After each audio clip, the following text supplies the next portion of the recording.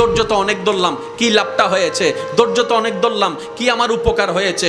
সহ্য করে কি জীবন যাবে নাকি? আপনার মনে এই প্রশ্ন যখন আসবে, আপনি বুঝে নেবেন এটা আপনার মনের প্রশ্ন নয়, এটা শয়তানের প্রশ্ন আপনার মনের মধ্যে ঢুকাই দিচ্ছে, যেন আপনি অধৈর্য হয়ে আঘাত করে ফেলেন। কারণ মিস্টার শয়তান ভালো করে জানে আল্লাহকে পাওয়াই হচ্ছে বান্দার কাজ, আর আল্লাহকে পাওয়ার জন্য বান্দার যতগুলা কাজ আছে সবচাইতে হাই লেভেলের অন্যতম একটা কাজের নাম হচ্ছে ধৈর্য। তো ধৈর্য দিলে তো আরো আপনাকে কাছে টেনে নিবে, ইতে তো ফেটরার। সেজন্য ও চায় না কেউ ধৈর্য ধরুক, সেজন্য বলে যে বহুত ধৈর্যস্ত আর কি ধরিবি। শয়তানের বলাটাকে আমরা মনে করি আমাদের মনের বলা, এটা আসলে বুঝতে হবে কোনটা আমাদের মনের বলা, কোনটা শয়তানের বলা। এবার আপনি শয়তানের কথাটা শুনে ছোট ভাইরে দইলা কলার সাই দইলা মাইরা দিয়েছেন, নাক একটা ফাটাই দিয়েছেন। কার কথা শুনে? জোরে বলতে হবে, কার কথা শুনে? তাহলে দোষীকে শয়তান, দোষীকে। এবার যখন আপনার হাটাজারির পুলিশ আসলো, পুলিশ এসে যখন আপনাকে গ্রেফতার করতে চাচ্ছে, আপনি বলবেন যে স্যার আমার কোনো দোষ নাই, উইতের দোষ। কার? শয়তানে হবু দাঁড়িয়ে কি জিরে, আমি কি বুঝাতে পারছি? ঠিক একই ক্যারেক্টারটা শয়তান হাসরের ময়দানেও করবে। আমরা যখন বলবো আল্লাহ নামাজ শয়তানে পড়তে দেয় নাই, শয়তান ডাইরেক্ট উল্টে যাবে। আমি কি বুঝাতে পারছি আমার যুবক ভাইদেরকে কথা? ও একটা দোষও নিবে না, ও বলবে যে আল্লাহ ও আমার কথা শুনবে কেন? তুমি না খাওয়া, ও তো তোমার কথা শোনা দরকার ছিল, আমি তো ওরে খাওয়াই না, ও আমার কথা শুনলো কেন? ডাইরেক্ট পোল্টি মারবে। তো যে পোল্টি মারবে তার দলে যাওয়ার কোনো দরকার। সেজন্য মনে রাখবেন, যেখানেই আপনার বিপদ আসবে মনে রাখবেন ধৈর্য ধরার নিয়ামত আল্লাহ আপনাকে দিচ্ছে। কেন? আল্লাহ আপনাকে গুনাহ মাফ করাতে চাচ্ছে, আল্লাহ আপনাকে জান্নাত দিতে চাচ্ছে, আল্লাহ আপনাকে কাছে টানতে চাচ্ছে।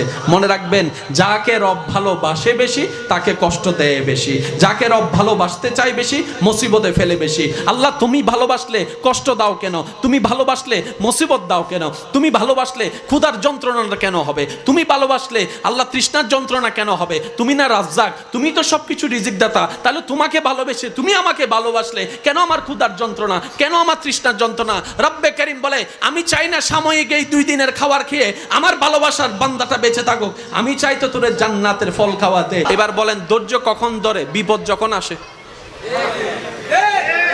ধৈর্য কখন ধরে? বিপদ কখন আসে? কষ্ট যখন আসে।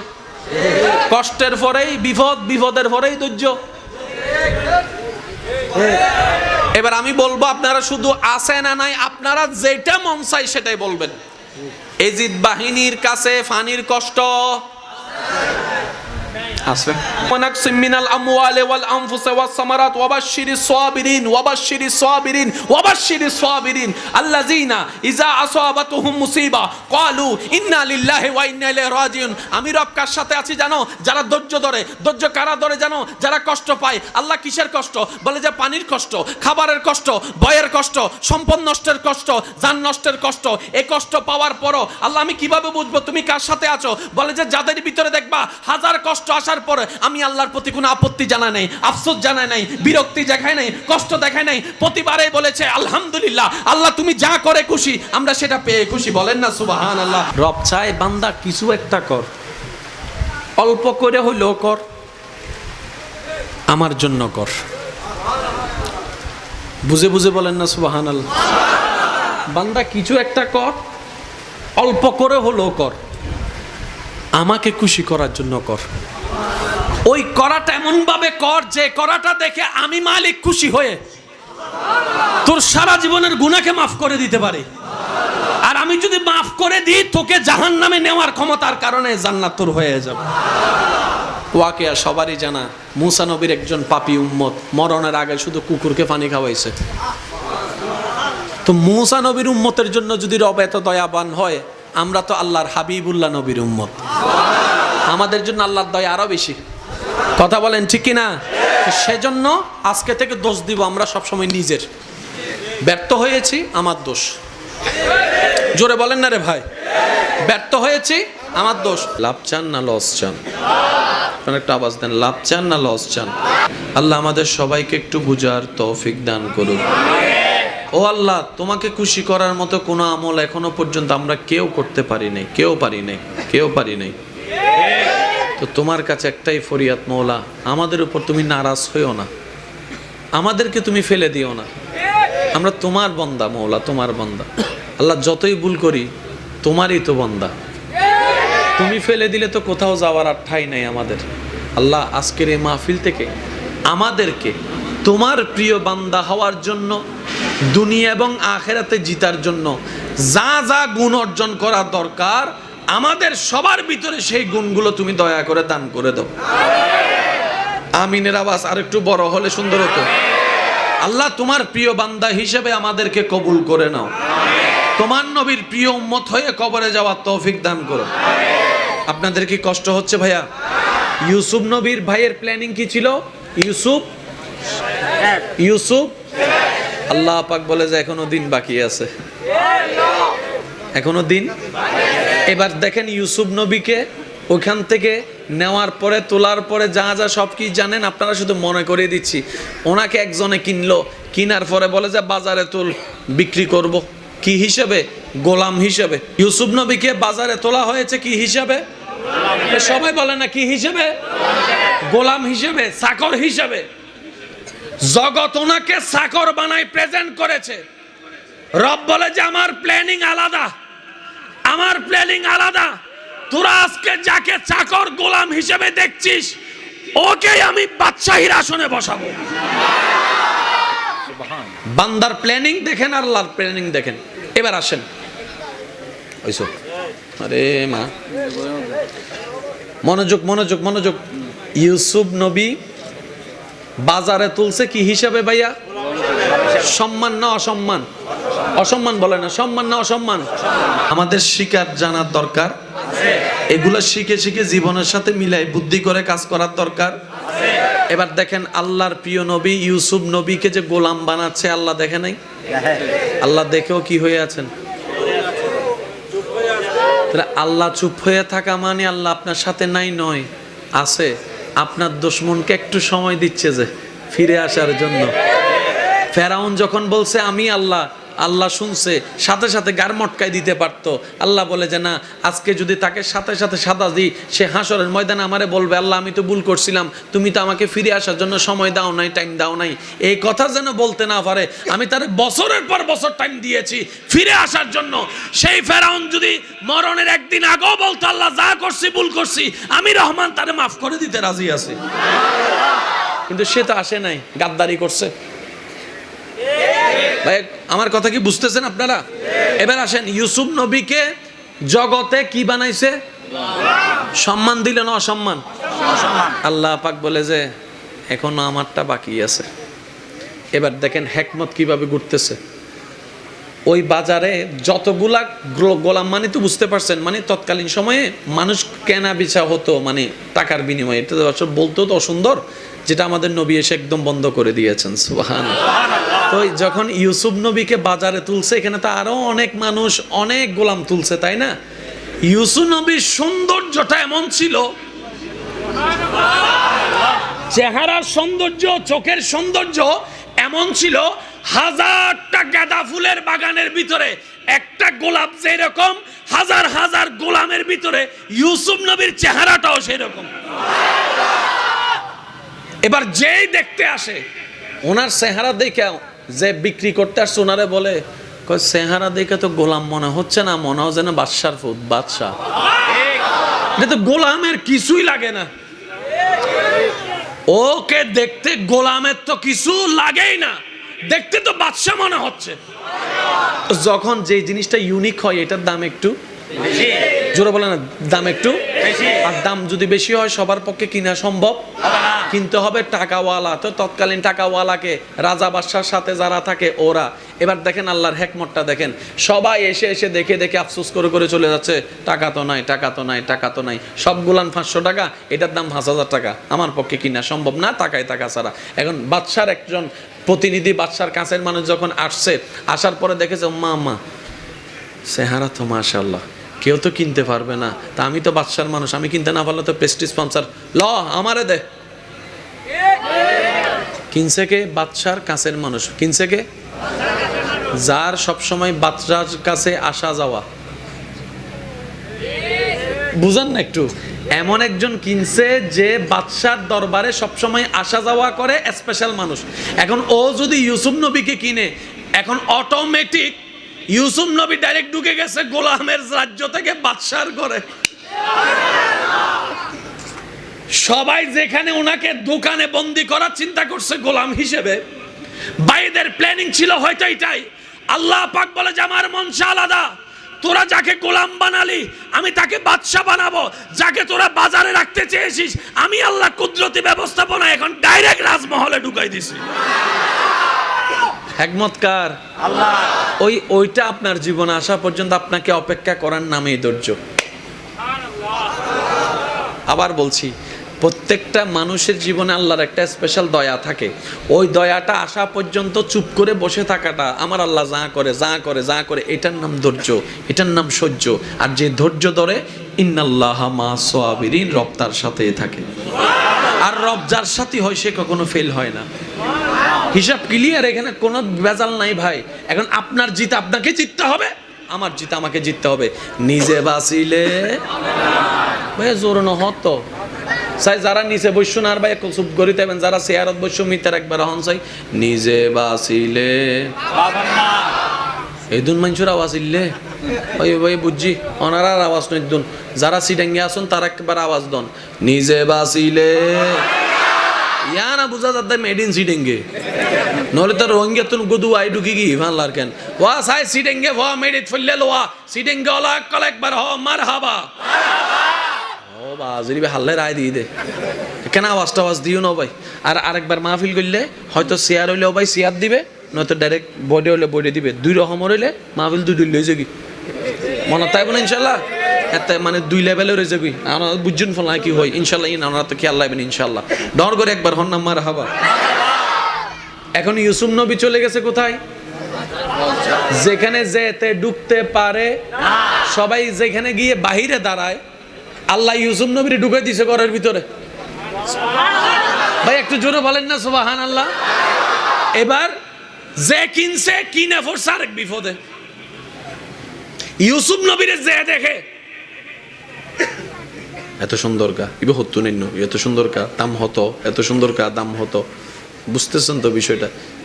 হইতে হইতে বিরক্ত হয়ে গিয়ে শেষ পর্যন্ত দিতে হদ ওয়া কাহাজ গর সাদল্ল এইবারে ডাহি ফেল।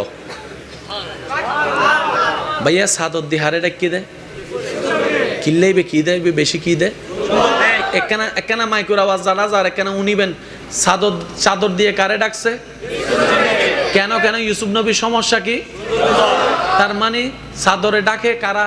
যারা সুন্দর। বোরকা পরে কারা? যারা সুন্দর। পর্দা করবে কারা? যারা সুন্দর।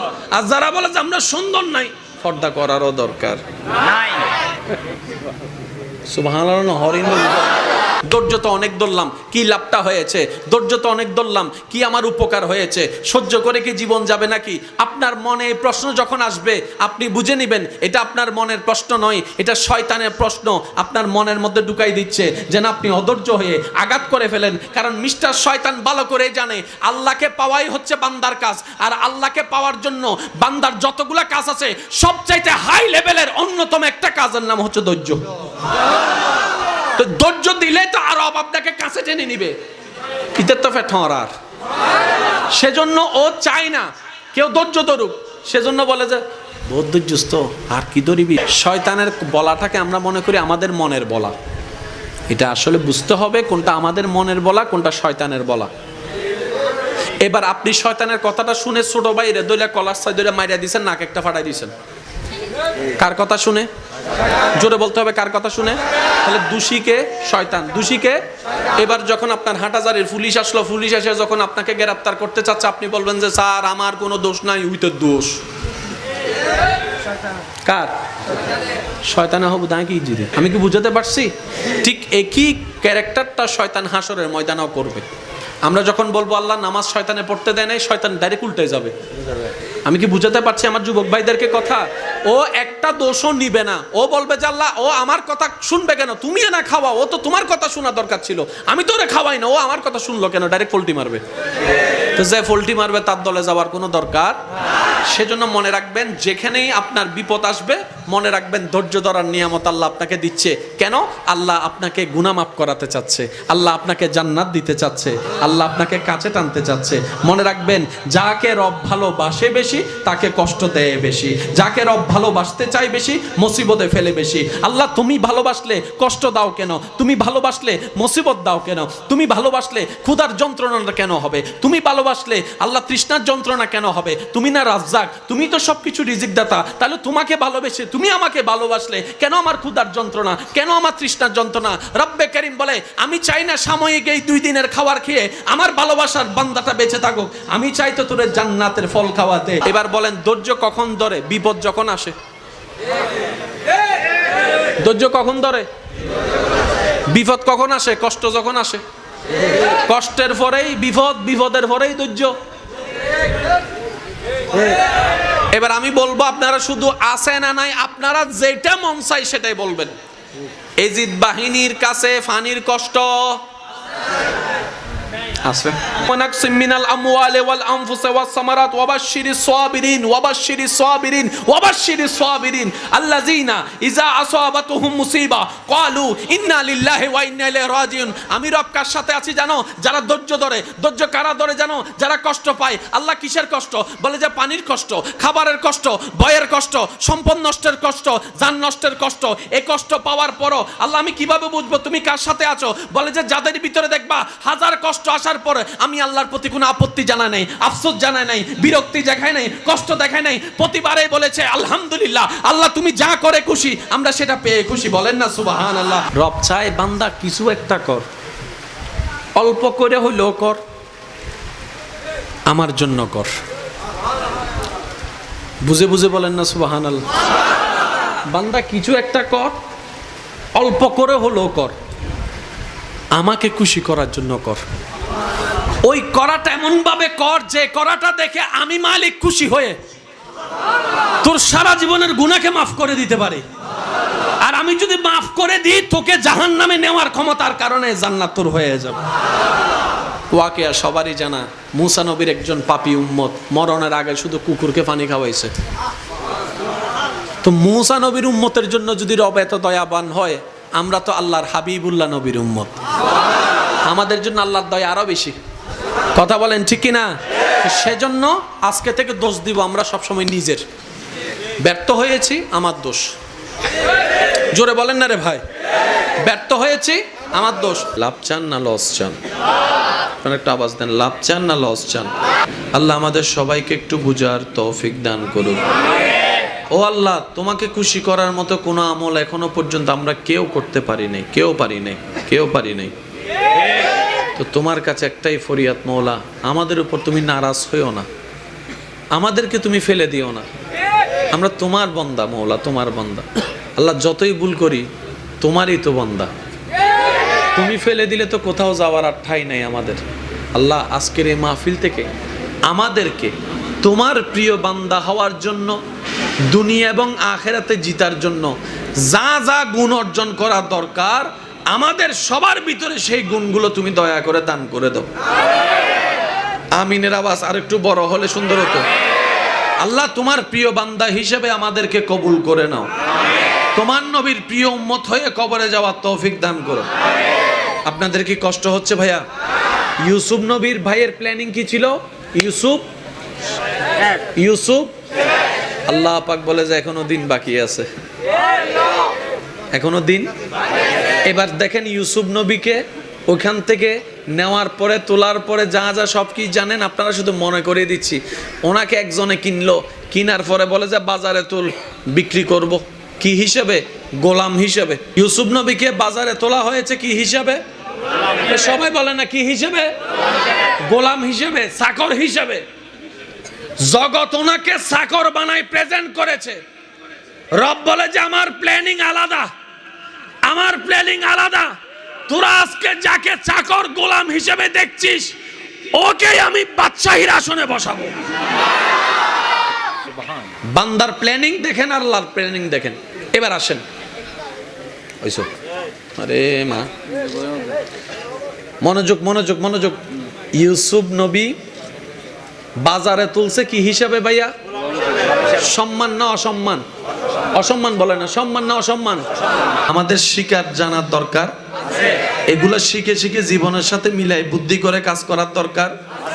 এবার দেখেন আল্লাহর প্রিয় নবী ইউসুফ নবীকে যে গোলাম বানাচ্ছে আল্লাহ দেখে নাই? আল্লাহ দেখেও কি হয়ে আছেন? আল্লাহ চুপ হয়ে থাকা মানে আল্লাহ আপনার সাথে নাই নয়, আছে। আপনার দুশমনকে একটু সময় দিচ্ছে যে ফিরে আসার জন্য। ফেরাউন যখন বলছে আমি আল্লাহ, আল্লাহ শুনছে, সাথে সাথে গার মটকায় দিতে পারতো। আল্লাহ বলে যে না, আজকে যদি তাকে সাথে সাথে সাদা দিই, সে হাসরের ময়দানে আমারে বলবে আল্লাহ আমি তো ভুল করছিলাম, তুমি তো আমাকে ফিরে আসার জন্য সময় দাও নাই, টাইম দাও নাই। এই কথা যেন বলতে না পারে, আমি তার বছরের পর বছর টাইম দিয়েছি ফিরে আসার জন্য। সেই ফেরাউন যদি মরণের একদিন আগেও বলতো আল্লাহ যা করছি ভুল করছি, আমি রহমান তারে মাফ করে দিতে রাজি আছি। কিন্তু সে তো আসে নাই, গাদ্দারি করছে। ভাই আমার কথা কি বুঝতেছেন আপনারা? এবার আসেন, ইউসুফ নবীকে জগতে কি বানাইছে? সম্মান দিলেন অসম্মান? আল্লাহ পাক বলে যে এখনো আমারটা বাকি আছে। এবার দেখেন হেকমত কিভাবে ঘুরতেছে।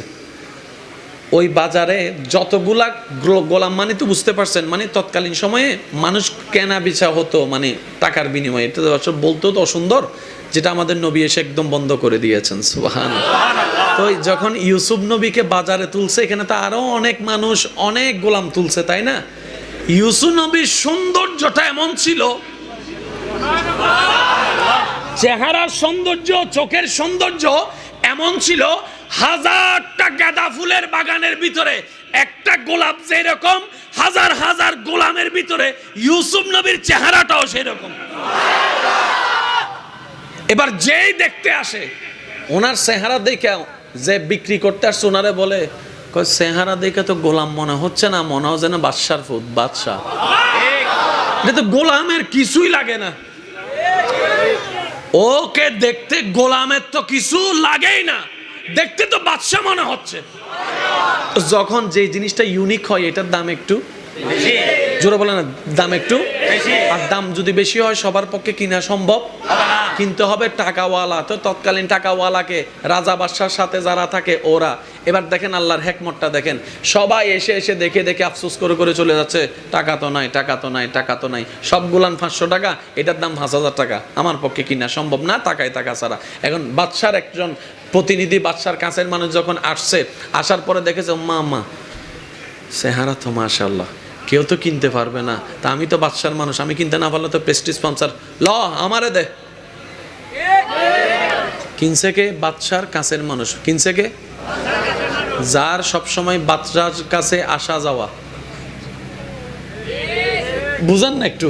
এমন একজন কিনছে যে বাদশার দরবারে সবসময় আসা যাওয়া করে, স্পেশাল মানুষ।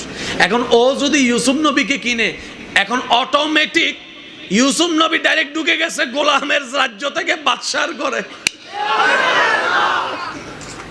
সবাই যেখানে ওনাকে দোকানে বন্দি করার চিন্তা করছে গোলাম হিসেবে, বাইদের প্ল্যানিং ছিল হয়তো এটাই। আল্লাহ পাক বলে যে আমার মনসা আলাদা, তোরা যাকে গোলাম বানালি আমি তাকে বাদশা বানাবো, যাকে তোরা বাজারে রাখতে চেয়েছিস আমি আল্লাহ কুদরতি ব্যবস্থাপনা এখন ডাইরেক্ট রাজমহলে ঢুকাই দিছি। হিকমতকার আল্লাহ। ওইটা আপনার জীবনে আসা পর্যন্ত আপনাকে অপেক্ষা করার নামই ধৈর্য। আবার বলছি, প্রত্যেকটা মানুষের জীবনে আল্লাহর একটা স্পেশাল দয়া থাকে। ওই দয়াটা আসা পর্যন্ত চুপ করে বসে থাকাটা, আমার আল্লাহ যা করে যা করে যা করে, এটার নাম ধৈর্য, এটার নাম সহ্য। আর যে ধৈর্য ধরে, ইন্নাল্লাহা মা সাবিরিন, রব তার সাথেই থাকে। আর রব যার সাথে হয় সে কখনো ফেল হয় না। হিসাব ক্লিয়ার, এখানে কোনো ভেজাল নাই ভাই। এখন আপনার জিত আপনাকে জিততে হবে, আমার জিত আমাকে জিততে হবে। নিজে বাঁচিলে ভাই জোর নহত চাই, যারা নিচে বসছো না আর ভাই চুপ করি থাকবেন, যারা চেয়ারত বসছো মিটার একবার হন চাই, নিজে বাঁচিলে এই দুন মানুষের আওয়াজ ইল্লে ওই ভাই বুঝছি, ওনার আওয়াজ নয় দুন, যারা সিডাঙ্গে আসুন তার একবার আওয়াজ দন, নিজে বাঁচিলে। ইয়া না বুঝা যাতে মেড ইন সিডেঙ্গে, নহলে তো রোহিঙ্গা তুন গুদু আই ঢুকি কি ভাল্লার কেন ওয়া সাই সিডেঙ্গে ওয়া মেড ইট ফলে লোয়া সিডেঙ্গে ওলা কল একবার হ মারহাবা। ও বাজরি হাল্লে রায় দিয়ে দে, কেন আওয়াজ টাওয়াজ দিও না ভাই। আর আরেকবার মাহফিল করলে হয়তো শেয়ার হইলেও ভাই শেয়ার দিবে, নয়তো ডাইরেক্ট বডি হলে বডি দিবে, দুই রকম হইলে মাহফিল দুই লই যাবি মনে তাই বলে ইনশাল্লাহ এত মানে দুই লেভেলে রয়ে যাবি আমরা বুঝছেন ফল কি হয় ইনশাল্লাহ আমরা তো খেয়াল লাগবেন ইনশাল্লাহ ডর করে একবার হন নাম্বার হাবা। এখন ইউসুফ নবী চলে গেছে কোথায়? যেখানে যেতে ঢুকতে পারে সবাই, যেখানে গিয়ে বাহিরে দাঁড়ায় আল্লাহ ইউসুফ নবীর ঢুকে দিছে ঘরের ভিতরে। ভাই একটু জোরে বলেন না সুবহানাল্লাহ। এবার যে কিনছে কিনে পড়ছে আরেক বিপদে। ইউসুফ নবীরে যে দেখে এত সুন্দর কা ইবে হতো নিন্ন, এত সুন্দর কা দাম হতো, এত সুন্দর কা দাম হতো, বুঝতেছেন তো বিষয়টা? হইতে হইতে বিরক্ত হয়ে গিয়ে শেষ পর্যন্ত দিতে হদ ওয়া কাহাজ গর সাদল্ল এইবারে ডাকি গেল ভাইয়া সাদর দিহারে ডাকি দেয় কিনলেইবে কি দেয় বেশি কি দেয় একখানা মাইকুর আওয়াজ জানা যার একখানা উনিবেন চাদর দিয়ে কারে ডাকছে কেন ইউসুফ নবীর সমস্যা কি? তার মানে চাদরে ডাকে কারা? যারা সুন্দর। বোরকা পরে কারা? যারা সুন্দর। পর্দা করবে কারা? যারা সুন্দর। আর যারা বলে যে আমরা সুন্দর নাই, পর্দা করারও দরকার নাই। সুবহানাল্লাহ। হরিণ